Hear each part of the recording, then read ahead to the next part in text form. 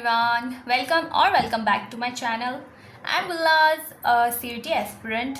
I just hope कि you all good. और आप लोगों की पढ़ाई कैसी चल रही है, please let me know in the comment section. आज मैं स्टार्ट कर रही हूँ मॉक टेस्ट से, जो कि मैं इंग्लिश का देने वाली हूँ। मैंने आप लोगों को बोला था कि मैं डेली अब से मॉक टेस्ट लगाऊंगी, तो मतलब अल्टरनेट करके लगाती हूँ, किसी दिन इंग्लिश का, किसी दिन जीएटी का। डोमेन का मैंने अभी तक बस एक ही लगाया है, बाकी आज मैं लगाने वाली हूँ ये मॉक टेस्ट, जो कि 30 मिनट का है। अगर मैं सच में आप लोगों को बताऊं तो मॉक टेस्ट बहुत ज़्यादा ही ज़रूरी है। अब से मैं आप लोगों से रिक्वेस्ट कर रही हूँ कि अब से मॉक टेस्ट लगाना स्टार्ट कर देना। जो भी हो यार भाई, जितना भी नंबर आए दैट्स नॉट मैटर, एटलीस्ट आप लोग 20 to 30% तो सिलेबस कर ही लिया होगा। अब से लगाना स्टार्ट कर दो मॉक टेस्ट। और मैं डेली मॉक टेस्ट लगाती हूँ, मतलब किसी दिन जनरल टेस्ट का, किसी दिन इंग्लिश का, किसी दिन डोमेन का, वैसा करके। फिलहाल तो अभी जीएटी का मैंने एक ही मॉक टेस्ट लगाया है, बाकी इंग्लिश का 2-4 लगा लिया है। और पीवाईक्यूज़ भाई साहब, इंग्लिश के पीवाईक्यूज़ बहुत ज़्यादा ही रिपीटेड हैं, तो डोंट फॉरगेट दैट। सिर्फ इंग्लिश के नहीं, by the way her subject के ज़रूरी हैं, बट इंग्लिश के क्वेश्चन बहुत ज़्यादा रिपीटेड होते हैं। मैंने अभी पीवाईक्यू सॉल्व तो नहीं करा है, बस मैंने ऊपर ऊपर से देखा था। मैं सॉल्व तो करूँगी, अभी फ़िलहाल मैंने स्टार्ट करा नहीं है। अभी मैं बस डेली मॉक टेस्ट ही लगा रही हूँ, और चैप्टर वाइज मॉक टेस्ट जो मैं बुक से भी लगा रही हूँ और ऑनलाइन भी। जब आप किसी भी एग्ज़ाम की तैयारी करते हो तो ये जानना बहुत ज़रूरी है कि रिज़ल्ट किसका सबसे बढ़िया और कंसिस्टेंट आता है, किसका सबसे best content and study material है।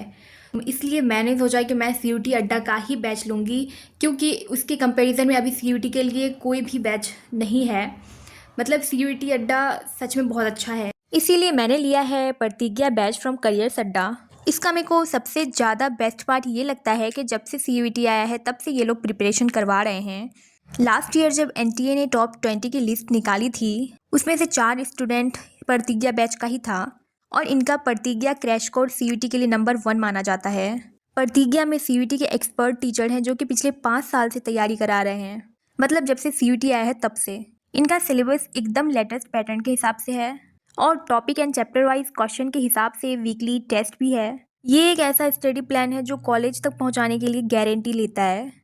अभी फ़िलहाल इसमें ओरिएंटेशन सेशन ही चल रहा है, तो जाओ और जल्दी से परचेज़ कर लो। तुम्हारे लिए लिंक मैंने डिस्क्रिप्शन में डाल दिया है, और करियर्स अड्डा के नाम से इनका ऐप है, जो आपको प्ले स्टोर में मिल जाएगा, तो जाओ और डाउनलोड करो जल्दी से।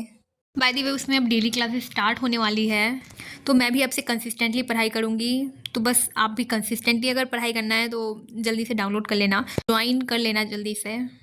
अब मैं आप लोगों को बताऊं कि अब मैं पढ़ने वाली हूँ फिजिक्स। मतलब literally as a student of humanities मुझे दोबारा फिजिक्स, केमिस्ट्री एंड बायो पढ़ना पड़ रहा है। पढ़ने का तो मैं पढ़ लूँ, बट भाई 10th के बाद मेरा ऐसा डाउनफॉल हुआ है कि मैंने साइंस का मेरे को पीरियडिक टेबल तो याद नहीं है। अब आप सोच सकते हो कि साइंस मेरा मतलब कितना वो है, और मैं खुश इस बात से हूँ कि साइंस वालों को भी हम लोगों का ह्यूमैनिटीज़ का पढ़ना पड़ेगा फॉर जनरल अवेयरनेस। पहले मैंने सोचा कि मैं बायो से स्टार्ट करूं, but bio is quite easy than physics and chemistry, तो मैं ईजी वाला तो बाद में भी कर सकती हूँ, इसलिए मैं फिजिक्स से स्टार्ट करूँगी, देन केमिस्ट्री, देन बायोलॉजी।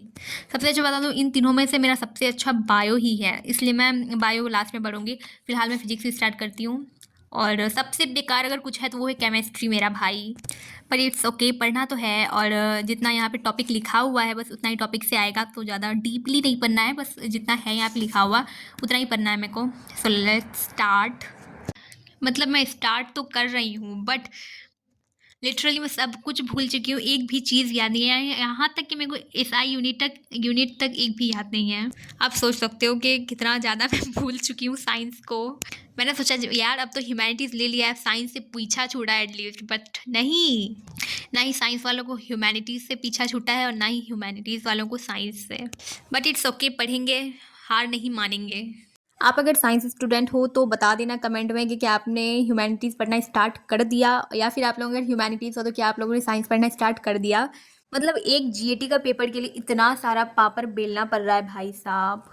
ऐसा बिल्कुल भी नहीं है कि क्लास 10 तक मेरा साइंस बहुत वीक था, भाई मैं साइंस में बहुत स्ट्रांग थी, बट 2 साल नहीं पढ़ने की वजह से मैं ऐसा लग रहा है मैं सब कुछ भूल चुकी हूँ। केमिस्ट्री के रिएक्शंस और फिजिक्स के फॉर्मूला सब भूल चुकी हूँ। इवन मैं मेटल्स एंड नॉन मेटल्स तक भूल चुकी हूँ भाई। मतलब उतना तो डीपली पढ़ना नहीं पड़ेगा, क्योंकि कुछ कुछ तो याद है, ऐसा नहीं है कि पूरा एकदम ही भूल गई हूँ। बस 1-2 बार अगर अच्छे से पढ़ लूँ तो फिर हो याद आ जाएगा। इसमें इसमें से रीज़निंग के बहुत सारे क्वेश्चन आ जाते हैं भाई, मैंने खुद मतलब सॉल्व करा था, तो मैं मेटल्स एंड नॉन मेटल्स में अटक गई थी। वन वर्ड सब्स्टिट्यूशन में भी दे देता है बहुत सारा, बट कोई ना, पढ़ना तो पड़ेगा, एक्सक्यूज़ दे के कोई फ़ायदा नहीं है। देन रात में मैंने बस फिजिक्स तक पढ़ लिया था और अभी मैं सुबह क्लास कर रही हूँ, क्योंकि जो कि है मेरे मतलब भतीजा बैच में जो कि चल रहा है, अभी स्टैटिक जीके का क्लास चल रहा है, तो वही मैं अभी देख रही थी, मेकिंग ऑफ कॉन्स्टिट्यूशन। ये मेरे को थोड़ा इजी लगने वाला है क्योंकि इंडियन कॉन्स्टिट्यूशन मैंने बहुत बार पढ़ रखा है और क्लास 12 में भी मैंने मतलब बिहार बोर्ड में इंडियन कॉन्स्टिट्यूशन से ही क्वेश्चन आता है, तो मैंने उसमें भी पढ़ रखा है, तो ये तो मेरे को ईजी लगने वाला है। बाकी ये सब मेरे को याद करना पड़ेगा और अभी मैं लेक्चर देखने के बाद मैं याद करूँगी ये सब। मतलब लिटरली बहुत ज़्यादा ही हेक्टिक होने वाला है, बट इट्स ओके, करना तो पड़ेगा।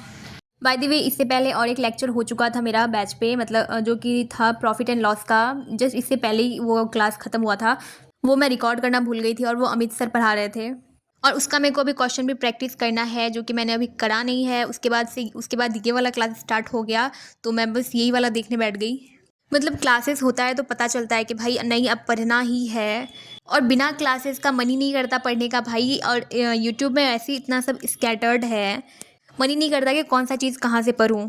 और क्लासेस में टाइम टू टाइम तो तुमको पढ़ना ही पड़ेगा, इससे एटलीस्ट कंसिस्टेंसी बना के रहता है। बाय द वे, ये वाले सर का नाम तो मेरे को याद नहीं है, बट बहुत अच्छा पढ़ाते हैं ये भी। बाय द वे, ये वाले सर से मैं पहली बार पढ़ रही हूँ यूट्यूब में, मैंने इस सर का क्लास नहीं देखी थी, बट लिटरली बहुत अच्छा पढ़ाते हैं, और अमित सर तो खैर पढ़ाते ही हैं। भाई लेक्चर तो देख चुकी हूँ मैं, बट मैं ये सोच रही हूँ मैं इतना सब याद कैसे करूँगी।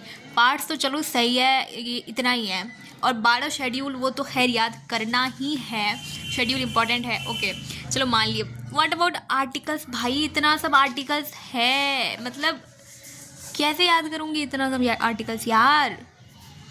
मेरे को सबसे ज़्यादा दिमाग ख़राब हो रहा है आर्टिकल्स में ही, कि आर्टिकल्स कैसे याद करूँगी। शेड्यूल और पार्ट्स ये तो खैर याद करना ही पड़ेगा, और वो भी, और यहाँ तो खैर सर ने बोला कि बेयर मिनिमम याद करना है आर्टिकल्स, भाई लेकिन इसमें तो सारा ही आर्टिकल्स दिया हुआ है, कैसे याद करूँगी भाई।